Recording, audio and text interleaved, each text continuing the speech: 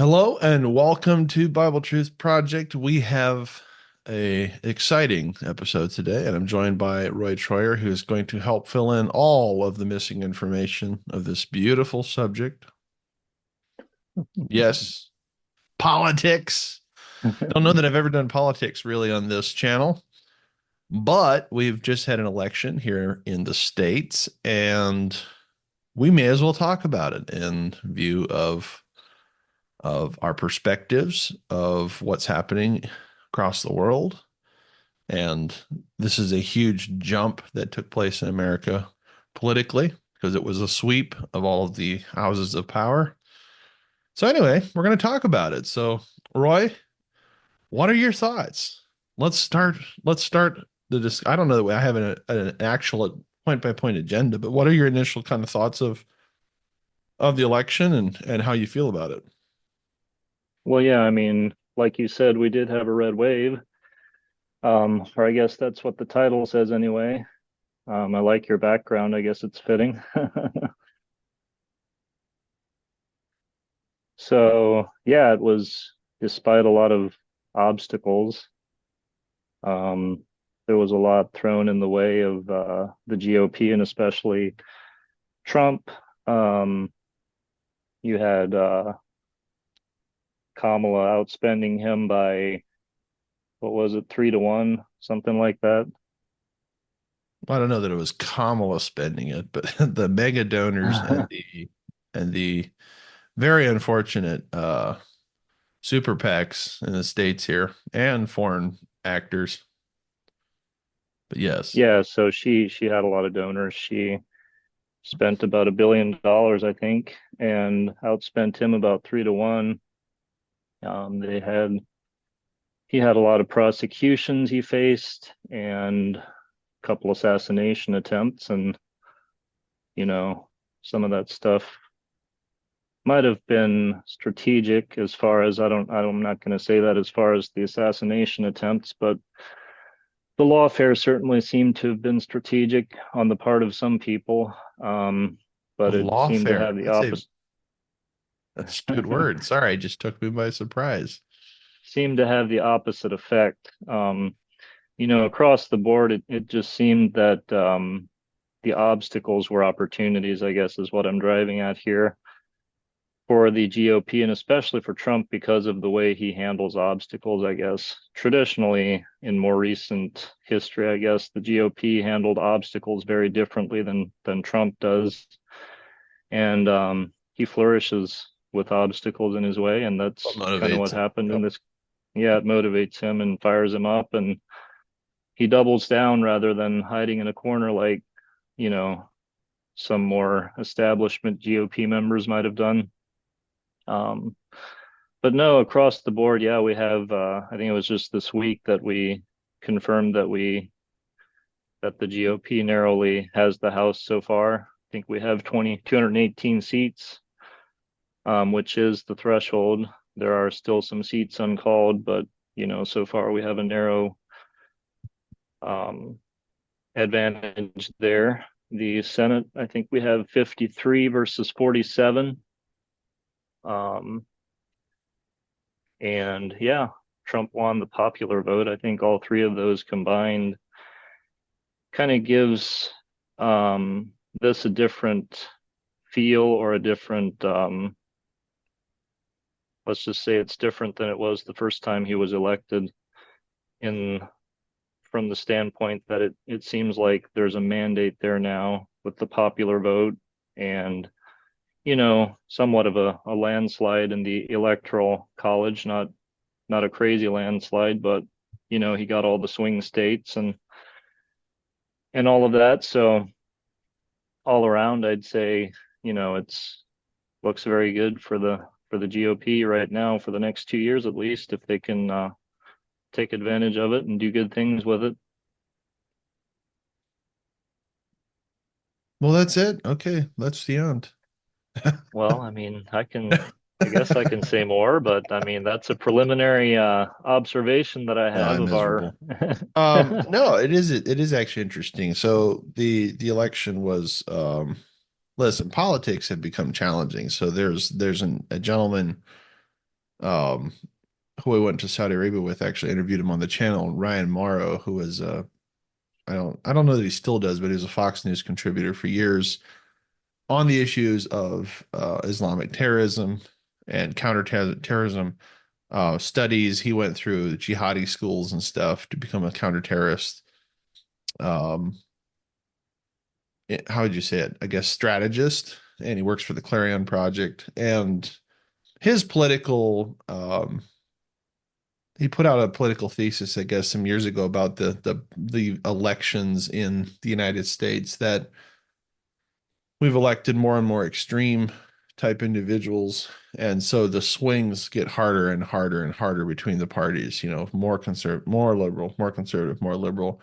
But I would say this shift, from what I see in the GOP, especially, is they did come off of their deep-seated positions historically and did move more center. So even if you look at all the charts where parties are aligning politically, it definitely shows the GOP moving more towards the center and the left moving far away from the center. So there's this really big move left in the center, or for the left, and the right was definitely pulling more center. So much so that, based upon what it looks like to me, is the Republicans are now basically the Democrats of the late 90s or early 2000s. Like, it's pretty much the identical messaging.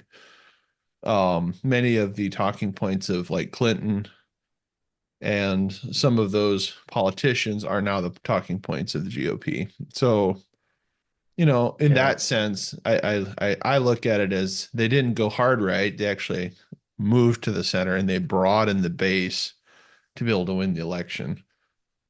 No, And that true. strategy worked, but yeah, it's also showing on its from its base standpoint that it is a more liberal GOP without question.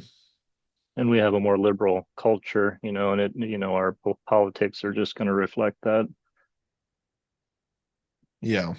Well, to a You degree. know, what's that? I said yes, to a degree. Yeah. Yeah, I mean, you look at the concessions that the GOP has made on some social issues that they didn't in the past, and I don't know that it's necessarily because they 100% are on board with them. I think it's politically expedient. They think they can't win elections while Mhm. supporting a federal abortion ban, for example, um, or being against, alternative lifestyle choices, which I guess at the end of the day they were more opposed to, gay marriage than, the lifestyle choices, I guess. But what we see right now is that to some degree they've made some concessions in those areas, but interestingly enough, though, the exit polls show that Kamala lost because of her radical stance on those issues with independents and undecided voters. So that's something that kind of surprised me, but I'm happy to see it. So, Yeah. Well, here's some political secrets for those who watch. I'm actually not registered with a party. I'm registered to vote, but I just never registered with a party. So I am. Why do I make that? Why did I make that decision for myself? Well, listen, I grew up in a obviously conservative environment, and as I tried to wrestle with the the messaging of the platforms, there were issues I had with the some of the core aspects of the GOP, and so I just never registered with them.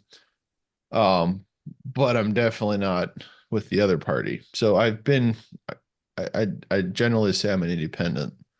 Um, but if I had a choice of a political party, it'd be a constitutional conservative party that would not be trying to make a lot of some people say libertarian. It's not really libertarian because I'm in a different space, but I don't think the party that I would want would it be possible in America. Let's put it that way.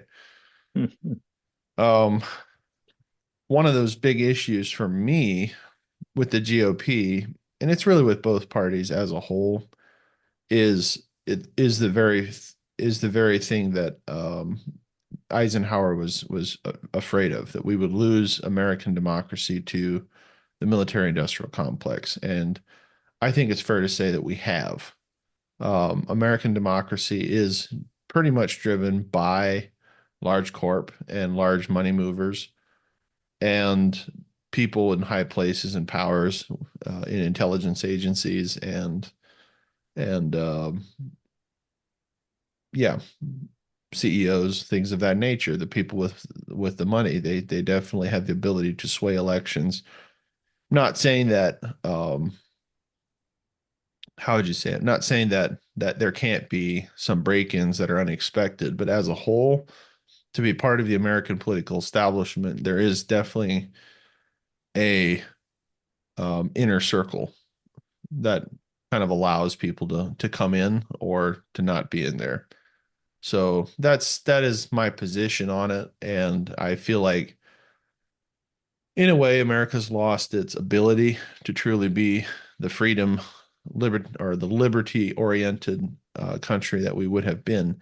Now, I don't know that there's a I don't know that there's a way to restore that, because what shifted the dynamic was the technological power in weapons, for instance, nuclear weapons, and also stealth technology and the bombs and all that stuff. We can no longer live under the general um, auspices of the Constitution, where the people have the ability to overthrow a tyrannical government. So that ship has sailed, and it really, I mean, it started back turn of the century in the 1800s, but it was really after World War II and the advent of those super weapons that that type of democracy was no longer possible. So Yeah. again, it's not, it is what it is, but I in that whole observation of things, how much money gets spent on defense and things of that nature, just because of those wars. It's unbelievable the amount of money across the world. I think it's more than $250 per individual globally that's spent with the eight, what is it, 8 billion people we have. It's more than Yeah. $250 per person that gets spent annually for defense globally for everyone. Yeah, And it's it's crazy. crazy if we could just put down our aspirations and these human, if we could just tone it down and be like, let's not have wars, you could solve a lot of problems. But it's Well, not I the world we think live that in. So, strength is a good thing as far as our military goes. Um, if we, I think the problem we run into is when we use that strength in ways that we shouldn't, or, and you mentioned the military industrial complex. We probably won't get the freedoms back that we had before that became an issue. And especially since the advent of our intelligence communities after, what was it, World War II, when those were implemented. yep. Um, but I think that I don't know if you've seen what Donald Trump, he released a 3-minute video, something like that, on his plan to um, curb some of these things. I know he didn't have a lot of success in his first term in doing it. I think he had ambitions of doing it, but I think he got railroaded. He didn't know what he was getting into the first term. And of course, he was under investigation the whole time. It was all disproved. Nobody ever paid for, the stuff Yeah. they did against him. Yep. But I guess the You could point I'm argue making is some of that stuff. You could argue some of that stuff was a political hit job that involved some of these institutions. right. Yeah, yeah. And I think really Trump getting into the scene kind of is what shed light on how big the problem actually is, based on the reaction that people had, especially in institutions that we thought were neutral. The FBI, for instance, you had the Attorney General, FBI, special counsel, the whole nine yeah, yards. Peter Strzok, Lisa Page, their text messages with each other. And you had Russia hoax.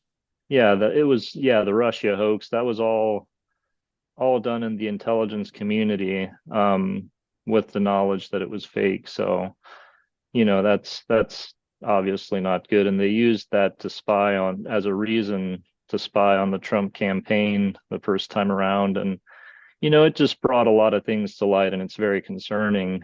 But, I think with Trump having the hiatus that he did for 4 years, I think he's had a lot of time to reflect. I think he's, I don't know if it was a hiatus. He was very busy. yeah, just not quite in the middle of the beehive the way he used to be. But No, he still had a couple of these court cases that were totally, again, hit jobs in the last year. right. No, Yeah. I agree. But I think he had a little time to reflect and ponder on the things that he learned on in his first term. So I think I have some optimism that he's entering this with a fresh perspective and that he's learned something from his first term. And based on the video that he released on his plan to curb the powers of the bureaucracies, if he ends up doing what he says he's going to do, I think we're going to see some accountability and maybe more transparency. At the end of the day, the reason these bureaucracies can thrive the way they do is because of obscurity, um, which is not good. I think there just needs to be more transparency there.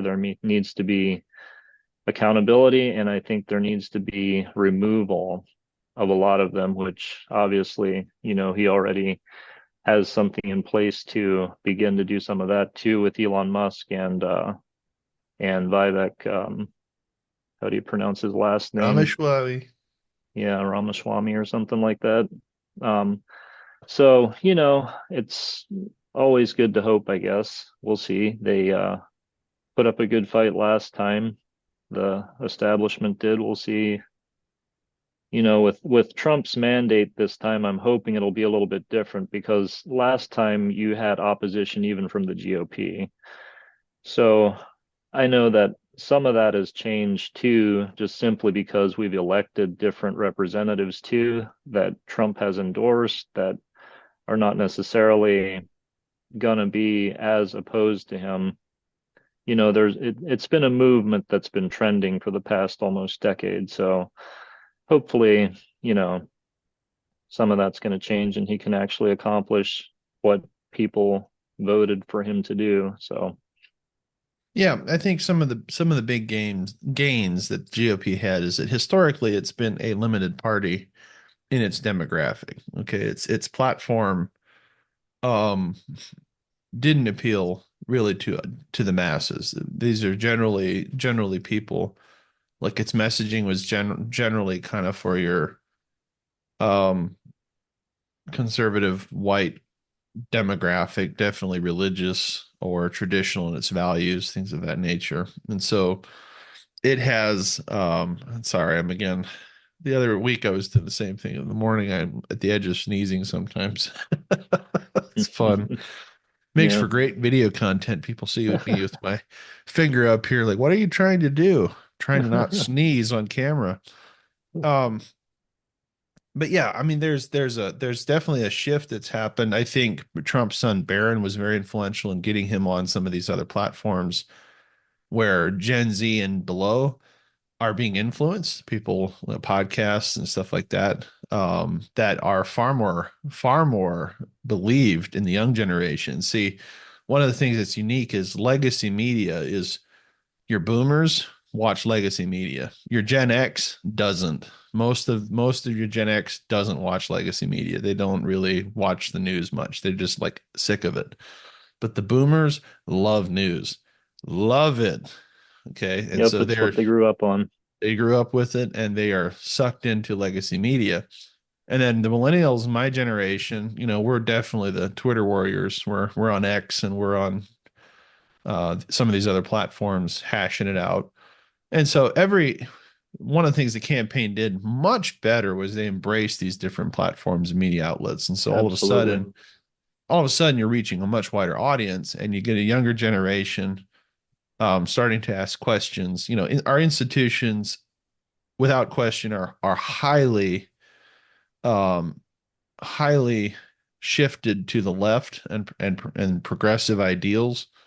as a whole. So in education, in government, in almost every institution, this isn't a, I mean, this is readily available information. You go online, you can see that all of the basically wealthy and institutionalized entities in the United States are highly motivated to, well, it's the classic Federalist Whigs argument. So back in the founding of the country, the Federalists were the ones who pro making new laws and power of the state and collective power, and the Whigs were the farmers and the uneducated and the dumb people who, wanted freedom from the tyrannical government. So it is the age old kind of conflict between the two, and then the Yeah. Dems did kind of widen their approach. And I think through, I mean, they definitely have migrated their policy. It used to be the party of slavery, but they migrated in the civil rights era to become kind of the Big Tent party. So for many years, it was known as the Big Tent party, the party that has room for everyone, minorities, and for all that, which is ironic because it definitely was the party of slavery. I mean, Jefferson Well, Davis it was was a also Democrat. against the civil rights. Maybe after the civil rights they switched, but they actually did oppose the civil rights at the time. Well, many of the actors, many of the leaders of, for instance, KKK or some of these other organizations were Democrats Yeah. in their And time. also, yeah, and even policy wise, they were against it. Yeah, and they were known. You would have known them more as Jacksonian Democrats. So they're kind of old school Democrats in the sense of like 1800s Democrats. Some of the ideals and things they had that were very, um, I would say, well, is one, but you would also say the um, class class distinctions. There are definitely four class distinctions as I was looking Yeah. for. Yep. You had your aristocratic class and you had your workers, and Yep. they very much embrace that kind of, you know, we are smart and we are going to shove law down your throat is kind of the approach versus the Republicans were like, leave me alone. I just want to grow my own food and live in my own property and take care of myself. So there is the core dynamic, but as time has moved on, yeah, the messaging has shifted in parties and swung back and forth.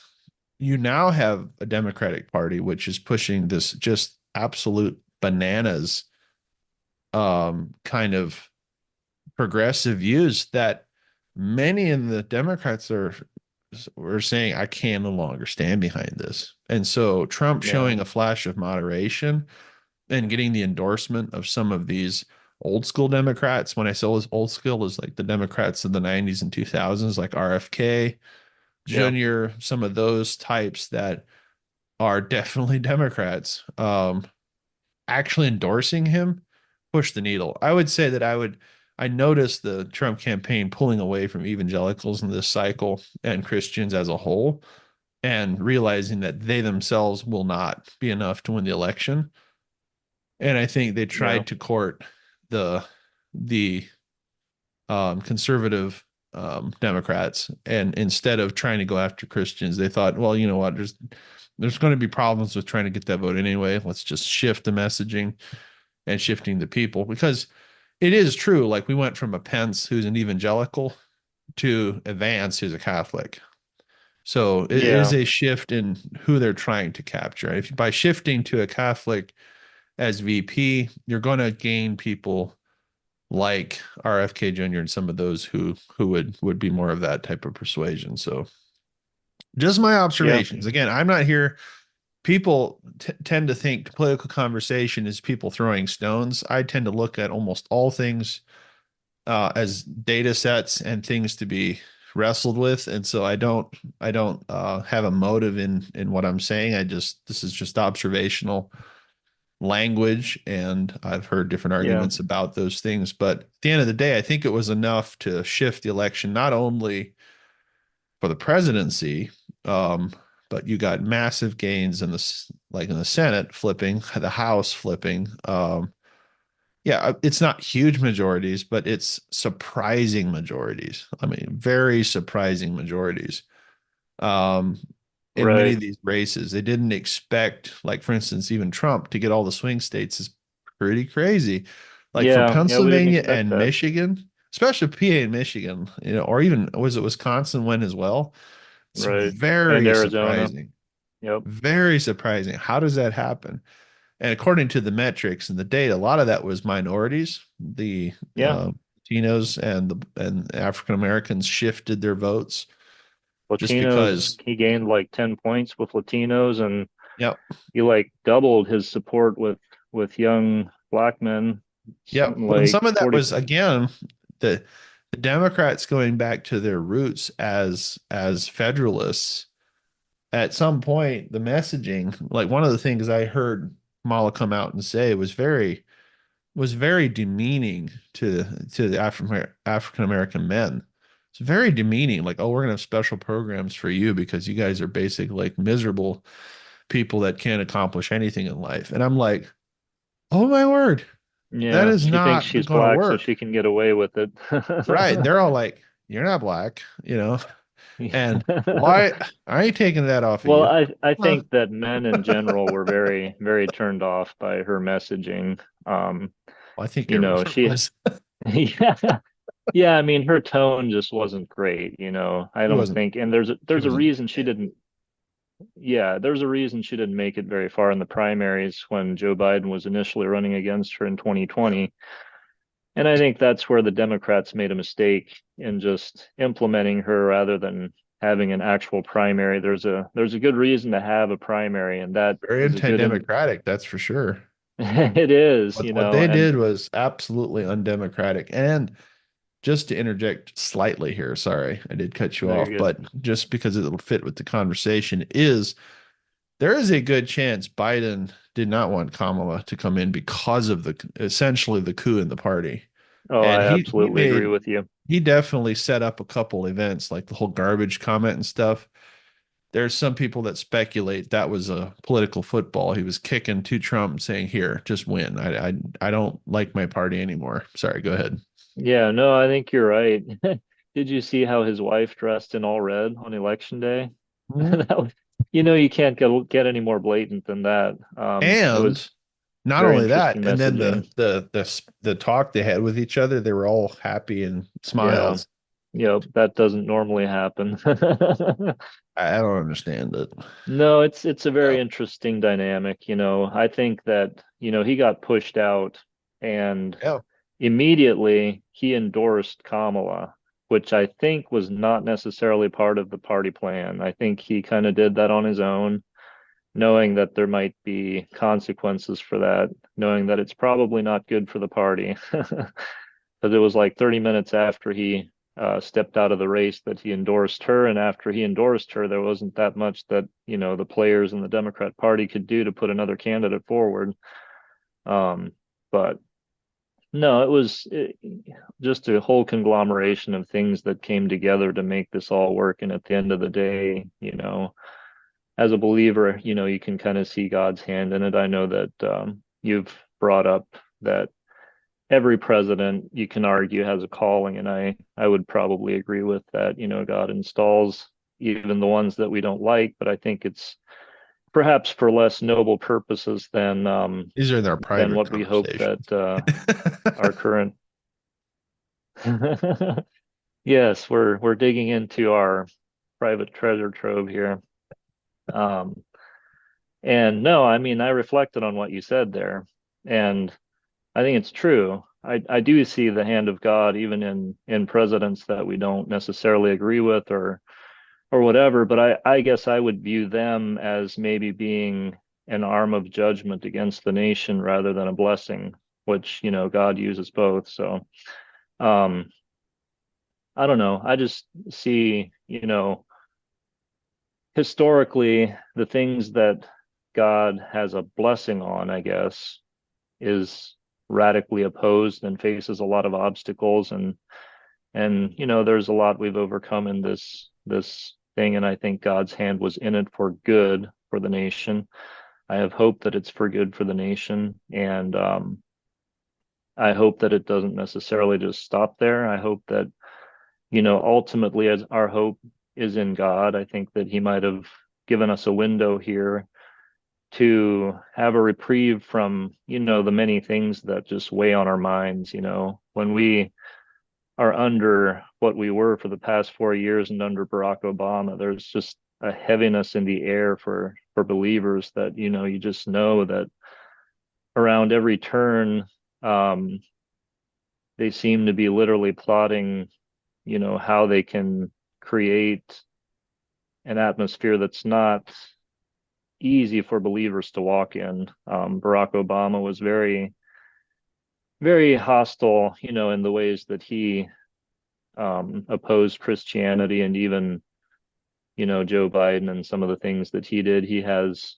pro-lifers in prison right now, it's a terrible tragedy. I hope Donald Trump pardons those people. Um, but ultimately, I hope I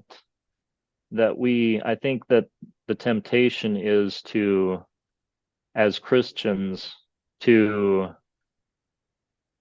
have a political victory, as we might call it, and then put down our guard and just relax. I think we also need to, on a cultural level, keep up the heat. And politics always swims downstream from culture. And I think we need a radical shift in our culture. We need revival in the land, I would say. And all of that, might bring some, better changes to politics. Right now, Christians are voting GOP because the other party is just crazy, just radical. It's not that we fully endorse everything that the GOP is doing right now. Um, Donald Trump definitely made some concessions on some social issues that I'm not necessarily comfortable with, or that I wouldn't be comfortable in making verbally. Um, but I think that ultimately it's a window of opportunity for us, and I think we need to take advantage of it as a culture and pray that we can have revival as a nation as well as political stability. Yeah, the hope and prayer, because at the end of the day, politics is a reflection of the will of the people in a sense. Okay, so Hmm. you'll see, how'd you say it? You'll see the heart of the people coming out in the messaging, and there's a there is a resurgence. So there's actually, if you look at I know it's hard to see that if you're in the GOP, you feel like you're losing it, and it's just like the politics are drifting away, and this is it. This is the last time. This is the last hope. This is whatever. Um, well, ironically enough, the Democrats feel the same way. They feel like, democracy is just slipping away, and this is the last chance, the last hope, and after this, it'll forever be GOP all the way. It's funny because both parties have the same feelings about the future of the country. They feel like this is it. This is the last fair and free election. Both sides would argue that. Um, but there is without question, given the course of history, that the conservative party as a whole is actually a growing movement compared to what it has been.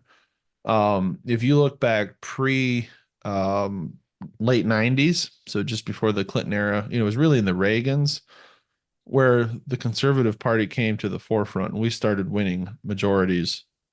And as a whole, ever since then, Republicans have actually been doing better across the board than what they had historically.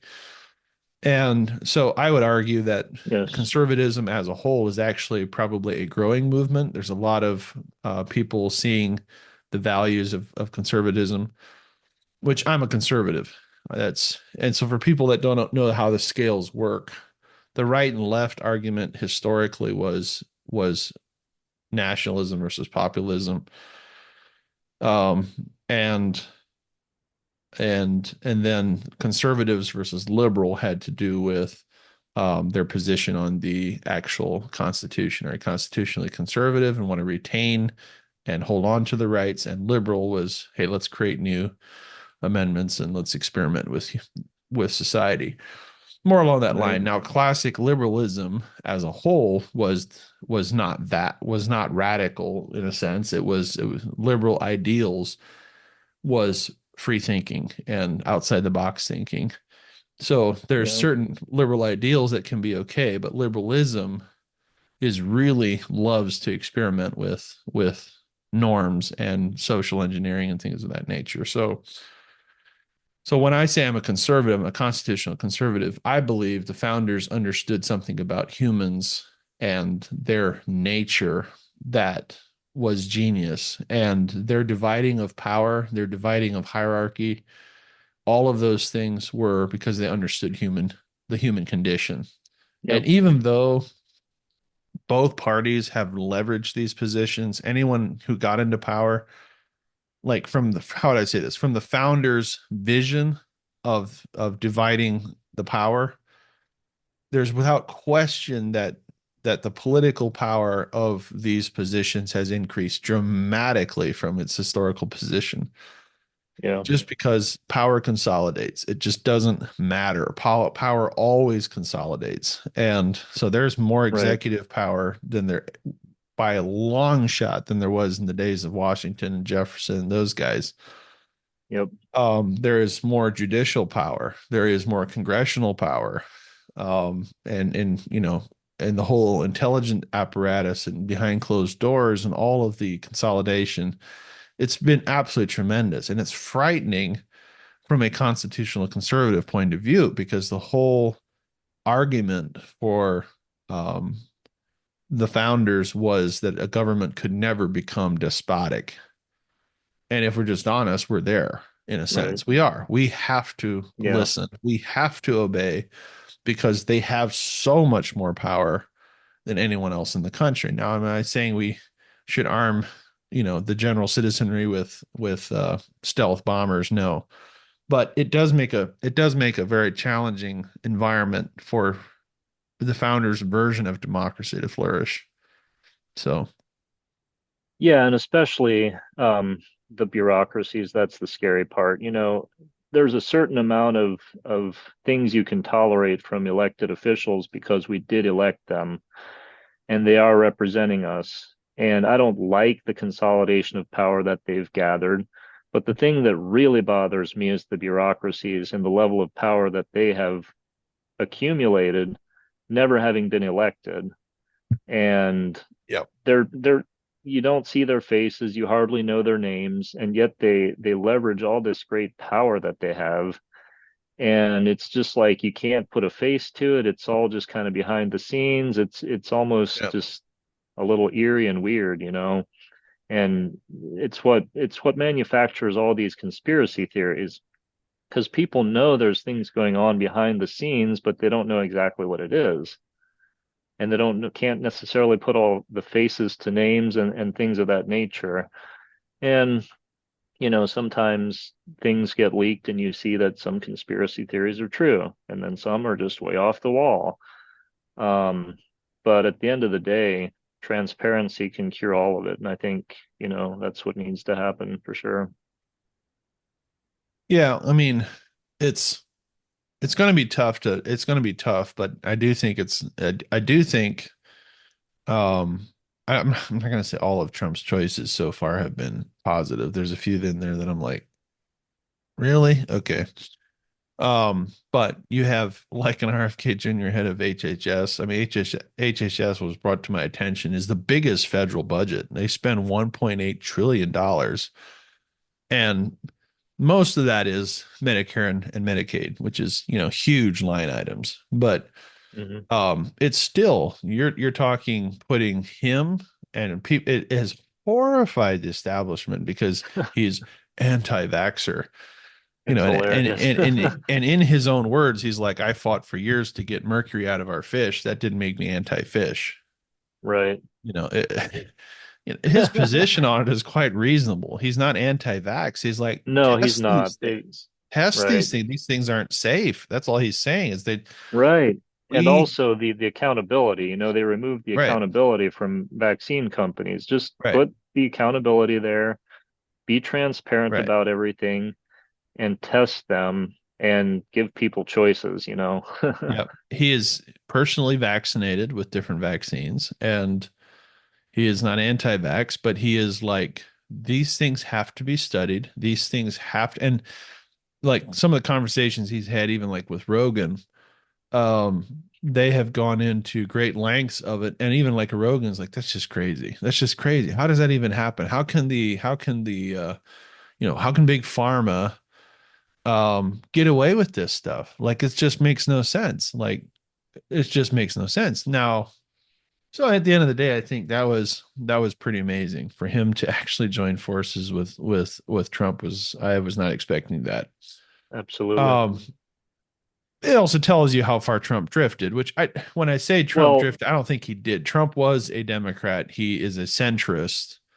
He in many policies, I guess he's a liberal, let's put it that way. As a individual, I feel um he would be on the right. I think he's a nationalist, to America some first. degree, yeah. But he No, is a but he would be in the center when it comes to most social issues. yeah. As far as RFK goes, I really like that choice because the one thing that he's passionate about, or the thing that he's most passionate about, is what I agree with him on. There's other issues that I probably wouldn't agree with him on. He is a Democrat at the end of the day, but it just worked out so perfectly that he was able to get into this position that he's passionate about and that I think many people agree with him on. And yet, he doesn't have the influence on, say, the environmental stuff and so on. Yeah. Now, just in my opinion, what would seal the deal for the GOP for the next 20, 30 years would be if they could put an amnesty plan forward for illegals. Now, follow me through here. Some people were immediately ready to hit the exit close button. What I mean by that is I believe that we have millions of people in this country. There's no way you're ever going to deport them all. You can't. There's just no way. Um, it's just not going to happen. The political will isn't there. It's a useful talking point for both parties, and so they're motivated to keep it that way. But if the GOP could come up with an amnesty plan that would legalize illegal immigrants in the sense that they become residents, not citizens. If I were to put a plan like that forward, if Matt Weaver was president, or in Congress, the plan would essentially be that you give a one-time amnesty. You allow these people to become residents, which means they pay taxes, they get into the system, they get ID, they become legal, but they're residents with no chance of citizenship ever. Okay, that's the concession because you got to make concessions in that kind of a thing. So, um, no chance of voting, no chance of that, but they can live here legally. It's fine. They get their green cards. They're good. And then their children become naturalized. Okay, so their children become citizens and go through the school systems and become naturalized citizens. That's then fine. I don't think there's a problem. And then from there, you how do you say it? You iron fist the wall. No, you you make the board. You shut the border down. No more Yeah, illegal that's got to immigration, happen. and even the use of force on the border is fine. You shut it down. No more illegals. It's over. That party has ended, and you use force to do it. I feel like it, and when I mean you force your rubber bullets and almost lethal, maybe not quite lethal, but you basically shut it down. And Yeah, and use the military for it. I would use military operation because it is an invasion. It is a threat to national security. You would activate the military and you would line your Abrams tanks up down there and fly your helicopters and jets over the border and get it shut down. Like, get it yeah. done until that issue settles and they lose the will to try to come into the country. So I that mean, would I be agree Matt with Weaver's that way to part of deal it. with it. I agree with that part of it. Yeah. Um, as far as I think the thing is, they do have a majority of people that are against illegal immigration, and I think, if I'm not mistaken, they also have a majority of people that support deportation. Now, do I think that they can deport everyone? Probably not. I think they absolutely need to start with criminals this releasing criminals back into our country is the biggest egregious thing that's been going on in the Yeah. past 4 years. It's been terrible. So those people, absolutely, that's just low hanging fruit. You just got to get rid of those people, send them back to their countries. Um, but I do think I have some hope that there will be some deportation. I don't know that it has to be every single person, but you got to get the low hanging fruit. You got to get the bad apples. You got to, um, as people crop up in the system and create problems of any kind, to me, they would have to be stellar citizens and not create any problems in order to stay. And also, it's been a little bit of an issue. In Virginia, you had, and it's not the only state, but you had people who were not citizens on the voter rolls. And it literally had to go to the Supreme Court to knock that down. And it reveals an agenda there. And as long as there are people here, there's very likely going to be an issue like that of Democrats exploiting that. So I don't like that part of it either. But the good news is they're a little bit more red than Democrats actually anticipated. And I think especially second generation, they probably would lean more conservative than perhaps their parents Yeah. even. So do I think that Latinos are a problem as a people? No, I don't. I have Latino friends I had that I stay in contact with. They're even illegal, but on a personal level, I get along with them great. How But dare you? on a big picture level, I see the problem that it creates for the country. We have to be a country that has a rule of law, and we respect the rule of law and the due process. And also, just the many people that have been in line to get in that are overqualified, that have been, you know, not Yep. been able to get in. The whole thing is just backwards to me. So Yeah. I agree to some extent. I probably would push a little bit more for deportation than you would, but at the end of the day, somehow we have to find a way to have a rule of law with regard to that issue. Yeah. I mean, I'm a I'm a big fan of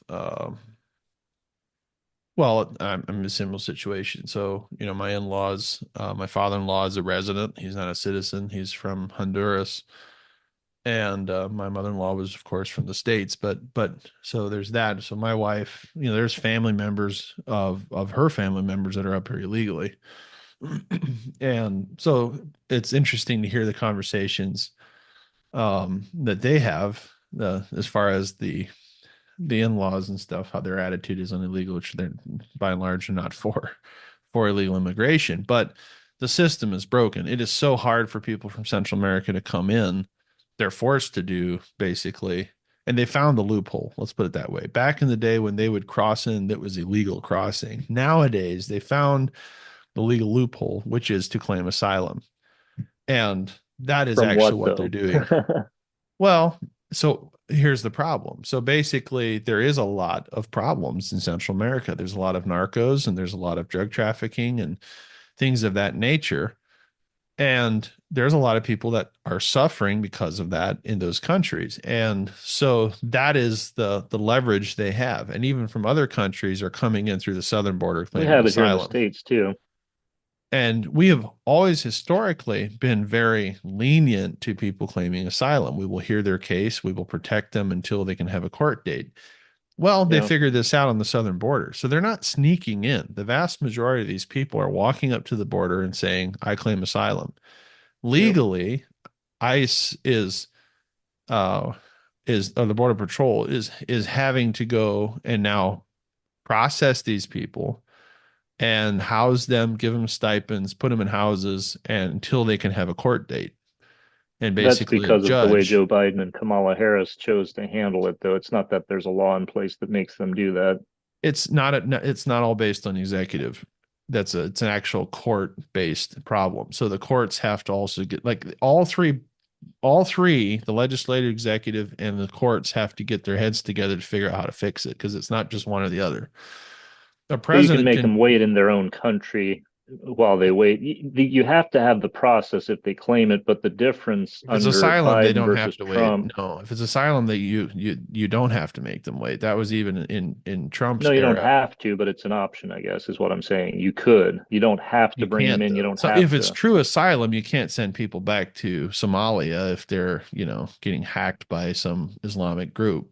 Like you can't do that. You have to Well, they bring don't them have in and have official them wait. asylum until the courts decide that they do, I guess. Not So, official, but they have right, that's what I provisional. mean. They're provisional if they come to the border and they claim it. The way our laws are set up, and this is not a legislature where the legislator has to get involved. The court system has to get involved because we need more judges judging the cases to make it a few days, not months or years. And and basically process them instead of just, if you look at the actual number of illegals per se, technically, the amount of illegals, quote unquote, coming across the border is is basically the same as it's been for many years. But the amount of people that come over and claim asylum is unbelievable. It's huge. Yeah. And that has created a political quandary for the whole mechanism. So now you have to attack it. It's not just like the part Trump can do is the national defense argument. He can build a wall, he can put in more technology, more guards and stuff like that, but he can't change the legal process. The legislator has to. And the legislator has been unmotivated to replace those laws as well, even under the GOP. So it requires all of the above. It requires all three branches of government to get their heads together to help solve the problem. And I don't know if that can get done. Well, So I think we're going to see on day one, though, that Trump is going to stem the flow of even asylum seekers. We'll see. I could be wrong, but that's the way I had read the law. I think on day one, we're going to see massively less people coming in, but we'll see. I guess we'll see what happens. yeah, I don't know. I'm not going to claim like I have all the answers to it.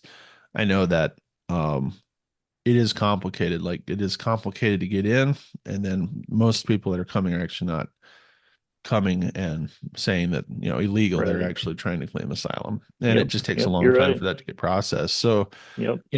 that's different. We have to change your laws and what the definitions are or how we process it. So yeah, I mean, you'll see videos. Peter Santinella went down to the border and did some ride outs with Border Patrol. And yeah, people are not sneaking in. They're just walking up Right. to the port of entry and saying, I claim asylum. And Yep. okay, we'll take you down to the processing center and we'll get your paperwork done. And then, yeah, we hand them a food stipend and some lodging. And what are you going to do? Yeah. I mean, just for example, from my point of view, or the point I was making, even just with Trump being elected, there were caravans on the way up here, excuse me, that turned around and went back. Um, Probably over dramatized, but see some of the problem too that people don't realize is like in the like Navajo Nation down the south, people these some of these tribal states that border Mexico, like the Ute tribe borders Mexico. Um, they have a different law system for illegal entry, for instance, than what the US has. So there's even some of that stuff that people don't think about. Like if you're a member of the Ute tribe, you can actually go back and forth between Mexico with no border check. they Zero. probably have reservations on both sides, huh? The reservation extends into both sides. That's what I mean. Yeah. There's no border. You just Yeah. go And right speaking of through. Native Americans, interesting statistic, they went 65% for Trump this time. Yeah, well, it's also causing problems for them. They're coming Yeah. into the reservations, and it's causing huge issues. Yeah, and It's just very they're interesting more of a because leave they, us alone. They're more of a leave us alone kind of mentality too. yeah, I just found it interesting because Yep. they've historically been blue. Yep. Yeah, my sister-in-law is Navajo, so they actually live out close to the reservation, and Okay. the different perspectives. Look, at the end of the day, it's all about perspectives. We get caught up in the political rhetoric and the narrative. And sometimes start asking questions. You'll see things are a little bit more complex than what we like to make them here. You know, people use it as a talking point. They can use illegal immigration as a way to get people fired up. And it is a problem, but we have a law problem that is very hard to fix. We as a country are fine with refugees who need, who want a new life and are, political asylum because of their different views and stuff. Historically, that fits our narrative. However, now Hmm. millions of people have figured out that's the way to get in. And so that needs reformed. How do you reform it? We've not had immigration reform in a long time. Yeah. And even last time with Trump's round, he got the wall kind of started, but that wall, that famous wall that's impenetrable, they have videos of illegals scaling that in less than 2 minutes. They have a ladder system. They shimmy up. One guy shimmies up to the top, gets hook ladders, drops it down on both sides. And in less than 2 minutes, you've got people flowing over the big wall. So it's not Well, just going to be a wall that will fix the problem. You're going to need to use active enforcement. It's the only way to stop it. right. Yeah. And he did. He had both. He had the wall and he had personnel, and he enabled ICE. He enabled everybody he put down there, and everybody was able to do their job, which is obviously way Yep, different that than what helps. we have seen under the It current helps. administration. So But if that's the they big want to difference.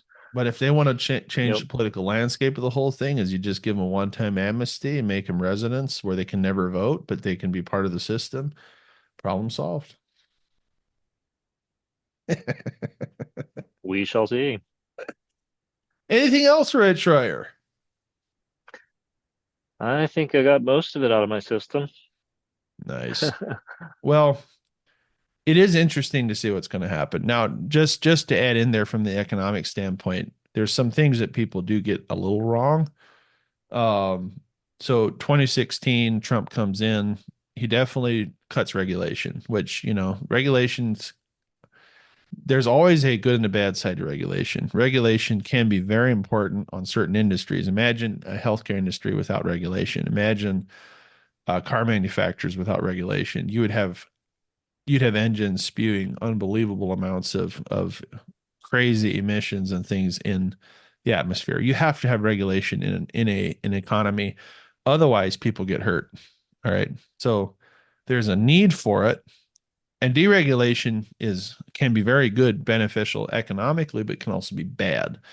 Um, and so he touts this drill, baby, drill, which sounds good. It really does sound good.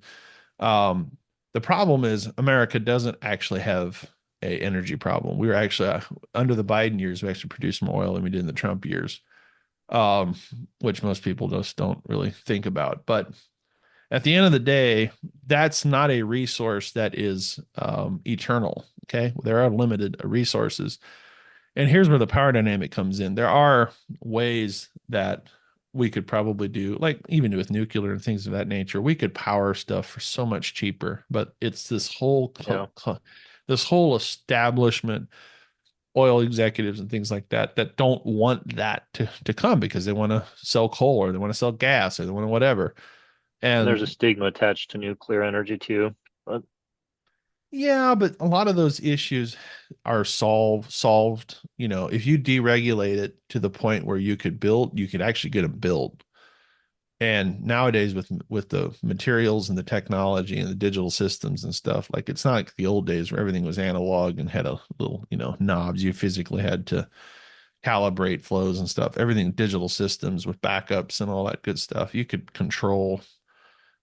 no, control I'm a lot not of that, saying you but can't. I just think people in their minds, when they think nuclear, they think radioactive material, I and know, but we got them powering our military ships around the world and we don't yeah, even I think get it. twice. There's Yeah. the reactor in the back and away we go and we refuel in 30 years. Um, it's unbelievable the amount of power you can make with that. So, some of these things is we GOP has historically been like drill, drill, drill, drill. There are ecological consequences to drilling. We saw with the BP rig that, you know, the whole oil spills and stuff like that. There are ecological consequences to it. You need regulation. So, where I was going with that is in industries, there's this balance of regulation that has to take place, and deregulation generally does lead to economic upside. Yeah. However, long term, I listened to a discussion by the the crown prince of Iran, and back in the days of the Shah was a iron-fisted ruler, but he did have some really amazing economic policies, and he was really making places like Tehran boom. The problem was that when you're in the economic boom and your business and your lifestyle is with it, it's great because your cost of living and everything is just figured right into this boom. Um, but for the people that live outside of, like, for instance, in the suburbs of the boom, the cost of living becomes unbearable. And part of the problem was he overheated his economy way too much, created too great of a disparity, and it enabled these Islamists to basically get a foothold in the ideological conflict and take over. And so because the life for everybody else was too difficult. And that is a thing that happened. So we actually saw that play out. Trump deregulated, things took off. And then as he deregulated, economy started humming, which is good. All right, sounds great. And then COVID happens, and we pump in trillions and trillions and trillions and trillions of dollars. Trump did, and then Biden also. And then you have unbelievable inflation like we haven't seen in probably 100 years. Just crazy inflation. Yeah. And it was both Trump and Biden, but it was more Trump than Biden that caused that inflation because he deregulated, got the economy humming, then pumped in unprecedented amounts of money. Now, can you I think blame Trump could him? have slowed it down a little bit better than Biden did, but that's Can you just blame? Well, not really, because the feds control it, but when the fed's independent, I mean, you can't tell them what to do.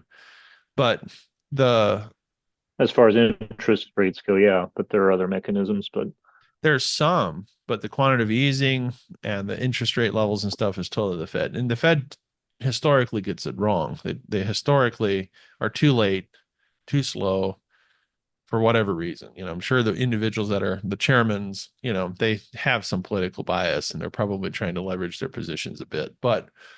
Um, but at the end of the day, because it's just magic that all of a sudden rates get dropped this year, but it kind of backfired. So I think they were probably trying to motivate it a different yeah. direction. But at the end of the day, Trump caused a lot of the inflation we have, unfortunately. And Biden didn't help.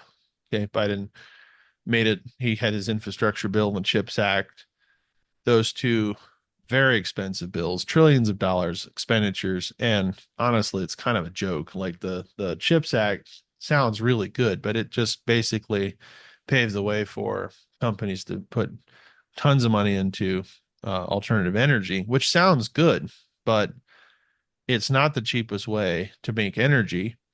And at the end of the day, we spent money and it's going to cost money to maintain these systems. And so in the long run, we've just increased our debt needs. Yeah. Long story short, it's a big game, guys. Like it's a big game. It's both sides do things that kind of torpedoes us. Both sides have added to the national debt without question. The GOP's way of trying to solve it is to try to increase GDP.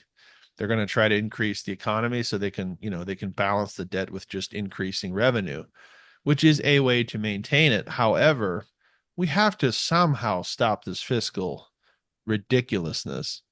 And Trump is now Well, trying to hopefully message the Elon Musk can do tariffs. something about that. Well, Elon has a way better chance of it than Trump. If you look at the Trump organizations as a whole, Trump is a luxury brands person, and luxury brands, you spend stupid money to make money.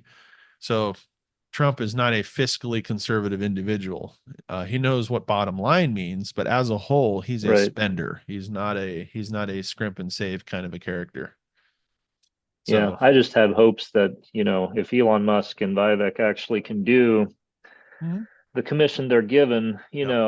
maybe that'll make a difference with our deficit, and maybe it'll make a Yep. difference all E- around. So, Elon actually is the single individual that understands that quandary better than anyone. He nearly lost Tesla to bankruptcy, and he didn't, but he was down to the wire. He tells that famous story that it was Christmas Eve, the last hour necessary.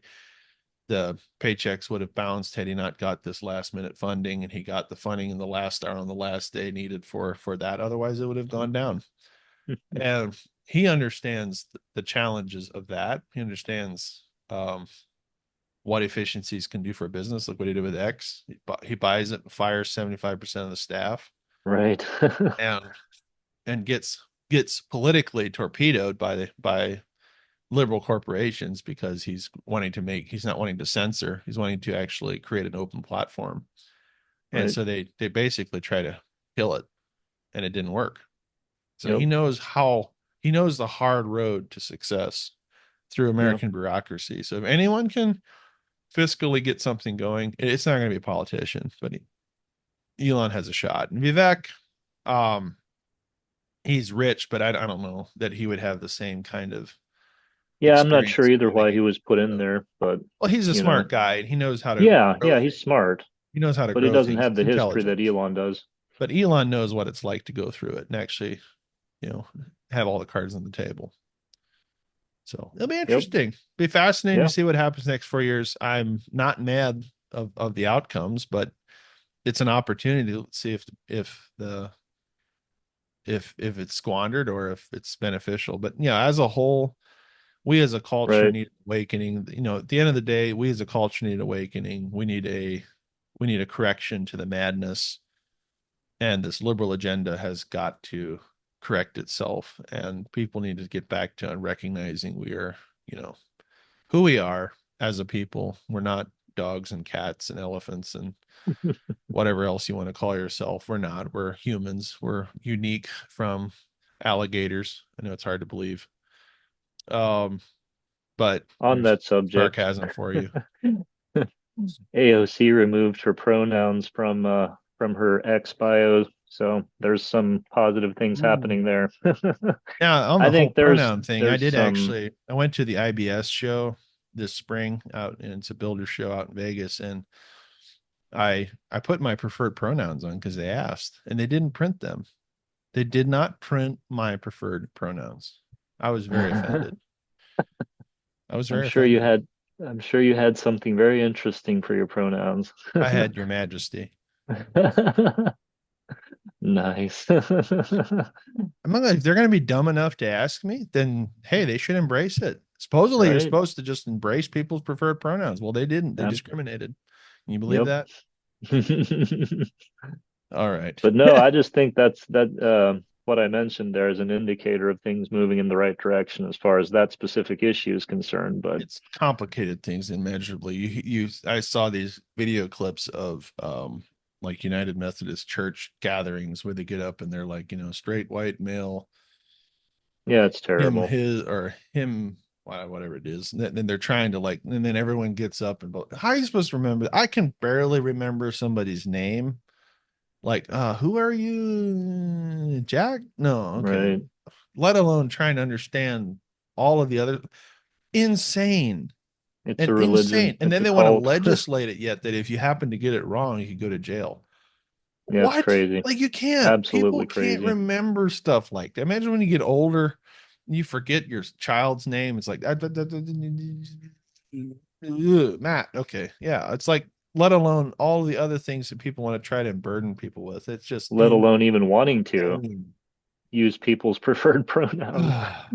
Well, again, it's endemic of a deep issue that people struggle with. The human life is hard. Human Yeah. life is not easy. We are in a meat grinder world that it's a fallen world. It's the proof really of the Christian message is we're in a fallen world. It is hard. It is, and what the answer to it is love. And we're not talking love by way of accepting everything you do, but love by way of caring for each other and also having principles. We need a moral baseline. You need to have a basic ethic and a basic morality and a basic structure of those things within a society for it to be the best version of what can be. All right. So human societies are not perfect. Civilization's not perfect. The power structures are not perfect. And the way we deal with that stuff isn't perfect. There's always room for improvement. But I can guarantee you, um, having people claiming to be dogs is not going to benefit the human cause. I just don't see Absolutely it. not. Going to the bathroom in a litter Yeah, box things like is that used not. to be self-evident, but unfortunately, Yeah, I think going to the bathroom in a litter box is not going to create a wave of happiness within the within humankind great enough to justify putting in human litter boxes. right. Okay. Used to be Wow. self-evident, unfortunately, not anymore. Well, it's because people are just focused on happiness. But at the end of the day, sometimes happiness is also being told, no, that's the wrong path. Yep, That's not actually a good path. Don't go down that right. path. Some of these alternative lifestyles have produced tremendous amounts of consequences, negative consequences. And they're seeing it in people and it's unbelievable. And even in regular population is struggling mental health and things of that nature. There's all kinds of awareness to it. And you'd stop and think about it's ironic. How is mental health such an issue? We have the most comfy, cozy, catered lifestyle in the history of humanity, and yet there is more anxiety and there is more depression and there is more aimlessness and hopelessness in our generations than ever, I think it's which is because we don't just have challenges. crazy. Kind of, And yeah. I think I mean, it's when that it's that's the hard, very reason why we have those problems is because we don't have challenges. and it's only going to get worse. You throw AI into the mix where our productivity is going to come from machines versus people. Next thing you know, you're not even going to have purpose. Right. Yeah, What's your it's scary, purpose? but you know, as I was believers, we can born always have purpose, but if not, then you can fall into this spiral nothing. of hopelessness. I mean, if you take productivity away to where machines do all the productivity, like imagine farmers not having to farm. That's Right. a bummer. People enjoy those things. They enjoy getting out there Absolutely. and plowing fields and planting corn and harvesting and all that. Next thing you know, if machines are doing all of it, what are you going to do? Oh, you could do other things.